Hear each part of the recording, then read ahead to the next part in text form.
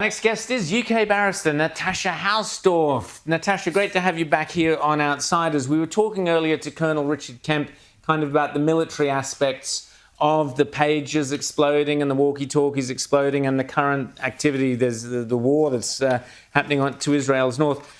Wanted to ask you about the kind of legal ramifications of this. As Rita was saying earlier, there's a lot of the criticism from the usual suspects on the left is, oh, this was indiscriminate targeting, etc., yada, yada. But you've written very brilliantly about the legal aspects of the pager attacks. Explain your thinking to us. Well, thank you. I was prompted to respond to some of this misinformed analysis that claimed that whoever was behind these pager explosions, subsequently walkie-talkies, smartwatches, intercoms, many things have been exploding in close proximity, if not on the persons, of Hizbollah operatives, not just in Lebanon. And the analysis so far has been desperately lacking in real international law. These are the most targeted strikes one could possibly imagine, given that they are, where we're talking about the pages themselves.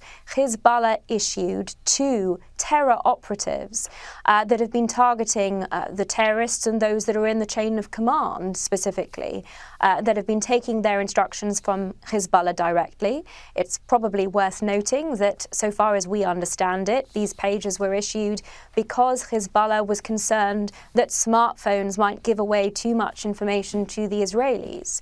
And in the context of distinction, necessity, proportionality, these principles of the laws of armed conflict being adhered to in an exemplary fashion, really all the criticism that we've seen in the context of international law has been extremely troubling, because it is fueling a lot of this misrepresentation about international law and about international humanitarian law, the law of armed conflict more specifically. I've also heard criticism from those quarters, from commentators saying, well, what if one of these pages was on a train or on an aeroplane and there was a mass casualty event? So what's your response to that criticism?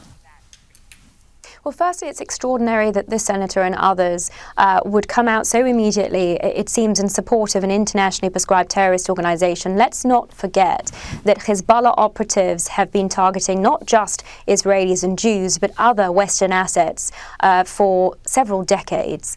But quite apart from that, I haven't heard any condemnation from these quarters of the real indiscriminate attacks, those contrary to international humanitarian law, for the last year by Hezbollah operatives in the south of Lebanon across Israeli communities, civilian communities, indiscriminately killing 49 so far over the last 12 months. And the death toll there on Israel's side is testament to the extraordinary defensive measures that Israel has taken, whereby most of these rockets have been shot out of the skies by Israel's defensive mechanisms. Over 8,500 have been fired, so that the communities of the north of Israel have, of course, been evacuated. Between 60 to 80,000 civilians have been evacuated from their homes for nearly a year.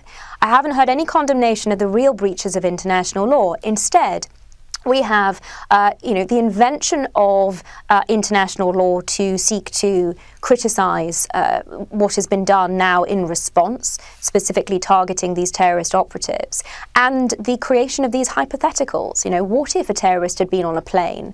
Well, the fact of the matter is that the devices, when they were exploded, have targeted Hezbollah operatives in a completely unparalleled way. There have been a number of legal military professionals who have remarked on the fact that this operation has made history, military history and legal history, because to hear about 12 operatives at least who have been neutralised, and some over 3,000 who have suffered substantial injury that may indeed take them out of their terrorist operations.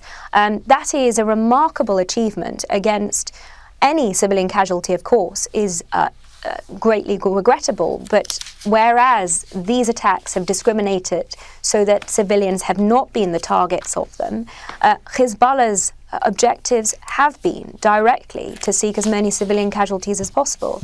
And they have been clear about their objectives of annihilating Israel off of the map. So in that context, these criticisms and the absence of any comment against ongoing Hizbollah terrorism against innocent civilians is inexplicable.